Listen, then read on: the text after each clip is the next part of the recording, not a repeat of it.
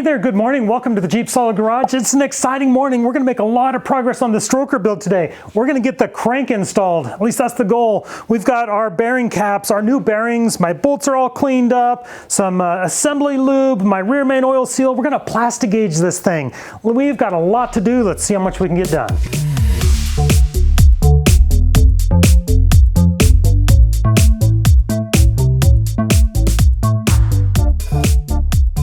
And be sure to check out my previous videos where I show you how we got to this point. We've got our freeze plugs or expansion plugs in place. Cam bearings are installed. I did have some help from the machine shop. They bored out 30 thousandths over for me. They decked the top, they honed it. It looks great now. So because the engine's all cleaned up, we're ready for assembly. We're trying to keep everything as clean as possible. We've got our new bearings here for our bearing caps on our crank here. These bearings are from Engine Tech. They are the sponsor of this build. If you haven't visited Engine Tech's website, it'll be linked in the description below. I've used their products on a few other builds. Actually, on this engine here, I did a build on it using all Engine Tech parts. Turned out great. I was super happy with it. Now, the bearing installation is pretty straightforward. It's kind of hard to mess up, but don't leave it past me. I've messed things up in the past. Actually installed a manifold gasket backwards after I talked about not installing it backwards. So don't put it past me. But anyways, here is our new bearings. This is the top of the engine, right? Bearing caps go on the bottom. So when I'm referring to it, I'm going to be referring to this as the top of the engine. We've got our little oiling hole. So these are our bearings with our oiling hole. We've got the oiling hole right there. These have a little groove in them right there, and they simply snap into place and just line it up, push it down into place. Easy peasy. Make sure your oil hole lines up there. Looks great. We'll go ahead and do the others. And while I'm doing this, I am wearing gloves, and it's honestly not to keep my hands clean. It's to keep my fingerprints and the oils on my hands off these nice, fresh, clean bearings. I don't want to get oils from my hands on this, as you know, my hands don't naturally come with assembly lube on them. We want to keep everything as clean as possible. And remember when I said, don't put it past me to mess something up? Well, I already messed something up. Bearing number 3. Bearing number 3 is a very special bearing. Obviously, this bearing looks a bit different. It has a smooth surface on the sides here. This is a thrust bearing, and it just helps control lateral movement of the crank to help keep the crank positioned. This one obviously has the oil hole, so this would be the top. We're going to pull bearing number 3 out here that I placed. But honestly, I did this on purpose, just for your guys' benefit, to show you, you gotta pay attention to details. Yeah, that's why I did it. I totally wasn't just talking, rambling along, and forgot about bearing number 3 being so special. This one's a little bit harder to get in. Slide her down in there. All right, there we go, looks great. Now we can move on to our bearing caps. Get our bearings into them, and these don't have that oiling hole. They do have a little notch on them right there, which will line up with the little notch in the cap there. And bearing number 3 also gets a special bearing for cap number 3.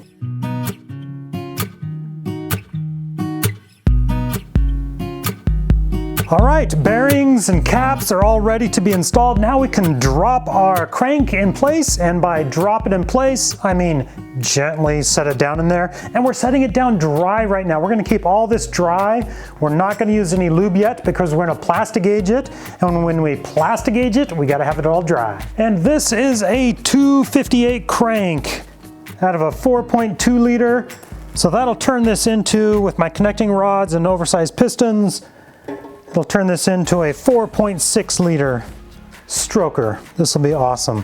When you set it down in there, you don't want to be spinning it yet because it's dry. You don't want to scratch anything up. Let's talk just for a minute about this 4.2 liter crank and the counterweights. So there's 1, 2, 3, 4 counterweights, and that's different than the 4.0 crank that was in here. Let's take a look at that real quick. That's over here with all my parts. There it is. So this one, you can see 1, 2, 3, 4, 5, 6, 7, 8 counterweight. So this crank is significantly heavier, and heavier isn't necessarily better. I forget what the weight difference is between these two, between the 4.2 and 4.0 crank.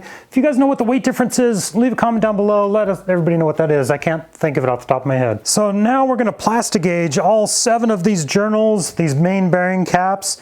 And the purpose of the plastic gauge is to make sure that our clearance is just right, that the space between the journal on the crank and the bearing has just enough room. We don't want too much space and not enough. So here we have green plastic gauge, and there's different colors, and it gives you a different clearance range.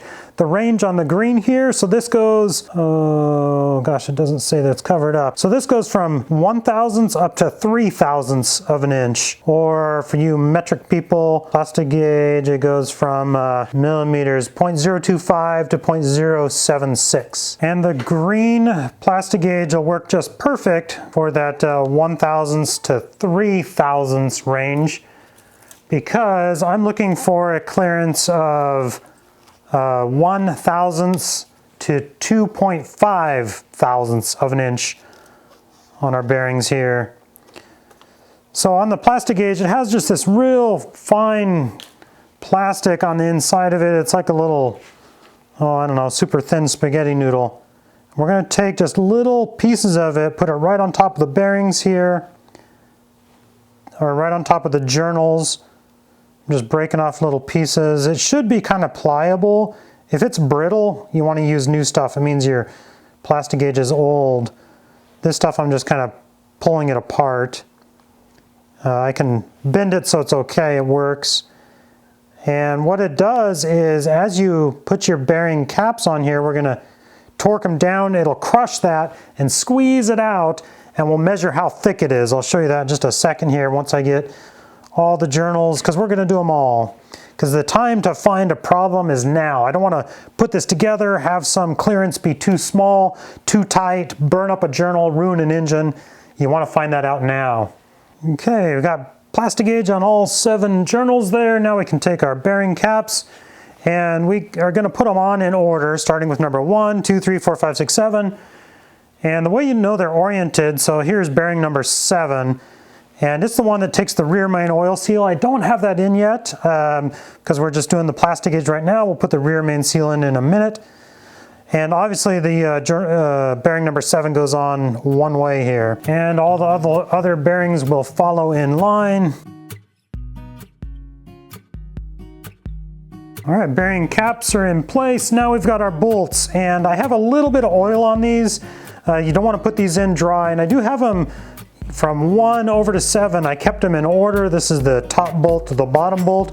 You want to try to keep things in order as best you can. And we'll drop all of these in, just finger tight right now. And yeah, I'm doing all 7 of these at the same time, checking my clearances at the same time. We're going to torque this down just like we're assembling it, minus the lube. We're doing all this, then we're going to have to take it all back apart. So now we're going to torque down the bearing caps. We're going to start with bearing number 4. We're going to go 4, 5, 2, 6, 1, 7. Notice I skipped number 3. We're going to do number 3 last, and we're going to do it in a series of torquing. We're going to start at 40 foot-pounds, then jump to 70, then our final torque of 80.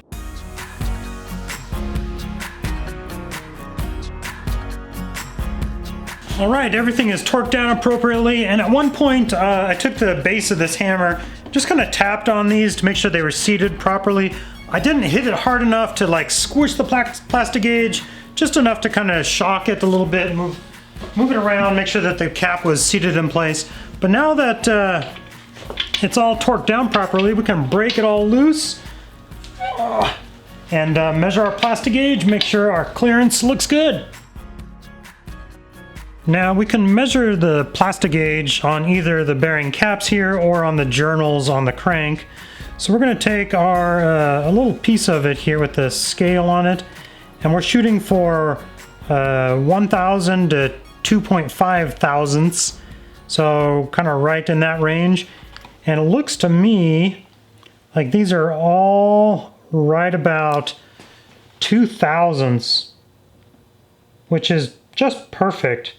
They are all perfectly symmetrical. And the same thing on the crank, the journals, it obviously matches up 2/1000ths of an inch on all these as well. So that's just perfect. I love this kit. Everything is just so precise. But that raises the question, what do you do if your clearance is off? If your clearance is too wide or too tight? It's a little counterintuitive, where the more that squishes out, the wider your measurement is, the tighter your clearance is, like, because it's smooshed it down farther, squishing that plastic gauge out. If it's not squished out enough, means you don't have, or you have too much clearance, things are too loose in there. If you have too much clearance, if it's too loose, then you're gonna have to get bigger bearings, probably take it to a machine shop, have them measure things and get everything just precise for you. Or if it's too tight, you might have to take your crank down to a machine shop, have them put it on a lathe, and take just a little bit off of some of the journals here. So there are some ways to fix it. Can't really do those at home, DIY. Unless you guys know if it's some trick, leave a comment down below. I'd love to hear it. But otherwise, yeah, you're kind of getting some help from a machine shop if things don't check out. And like I said earlier, now's the time to catch it before you burn something up. Now, before we continue with assembly, we're going to take a plastic putty knife here. You can clean off the plastic gauge here, but actually I heard another trick which I want to try. In one of my last engine rebuilding series, when it came to taking the plastic gauge off, somebody mentioned that use a little bit of WD-40, spray it on the plastic gauge and wipe it, it'll come right off. So let's give it a try.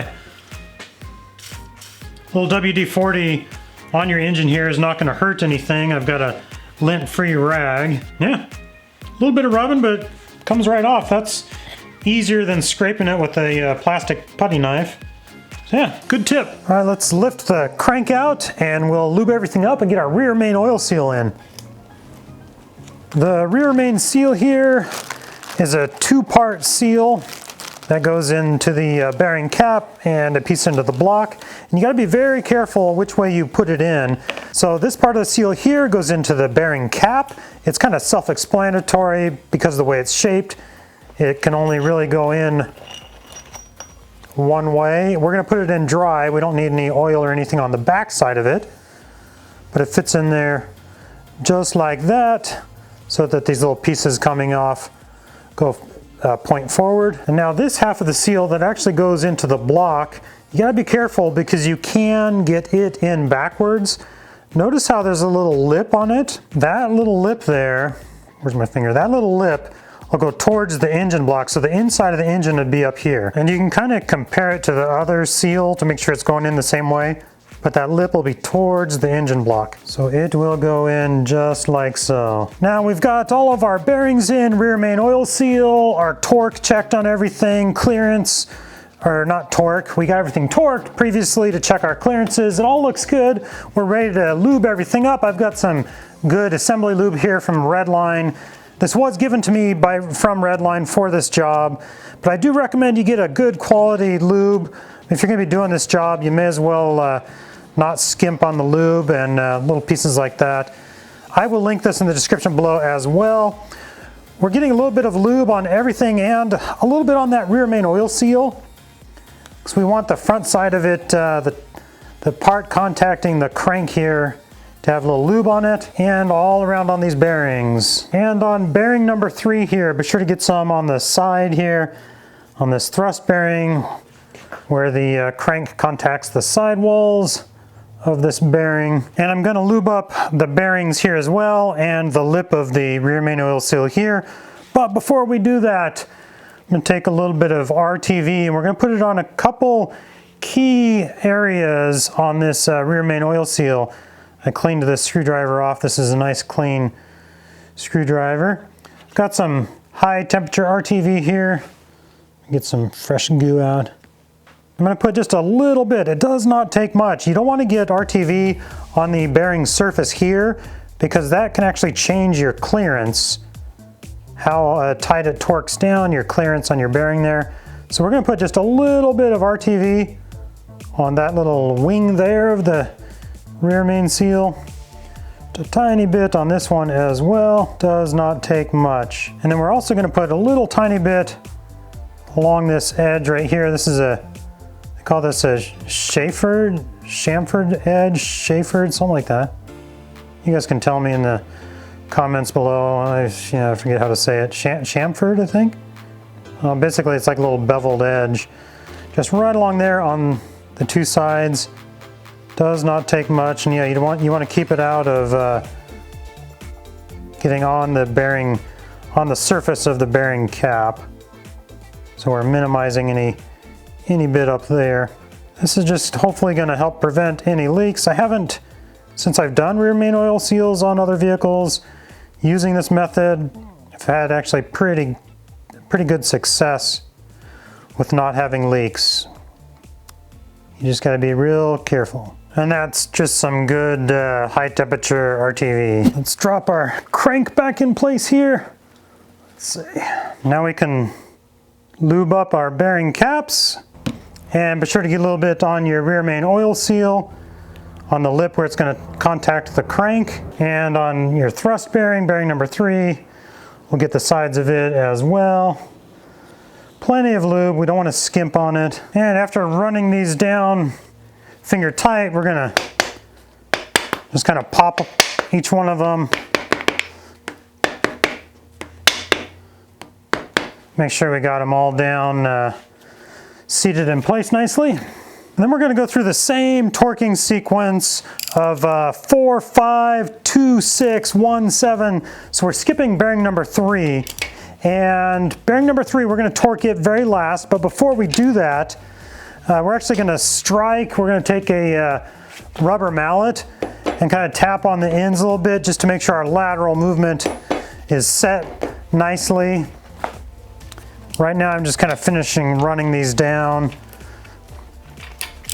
And we're going to go with that torquing sequence of 40 foot-pounds on everything except bearing number 3. We're going to go 40, 70, 80. Then we're going to go back and torque number 3 here. And something I just noticed, make sure that on your rear main oil seal, when you're tightening everything down, that this little wing, little part of it here, isn't like sticking up.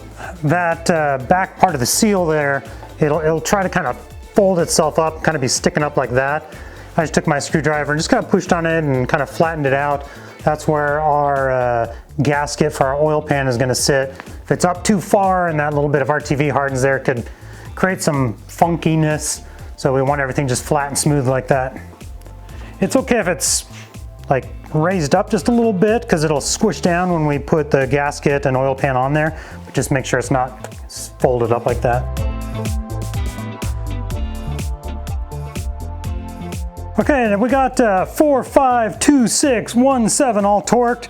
Now we're going to take our rubber mallet, just kind of tap the ends a little bit, make sure that bearing number 3 is seated nicely, and we can go ahead and torque it up to 80 foot-pounds. Then we're going to go back and re-torque everything. We're just going to double check all of our torques on them. Kind of tighten down number 3 evenly here. I'm going to run through real quick, just one time. And yeah, I'm just doing this in order. Just my way of double checking. I haven't had to move any of these, so that's good. And then when we're all done here, we should be able to spin the crank here by hand, and you shouldn't feel it binding up at all. So yeah, that's all free, moves nice and smoothly. I'm real happy with how that turned out. We made a lot of progress. Thank you guys so much for watching. Be sure to subscribe to follow along to see how this build turns out. Check out my next video right up here, and have a good day.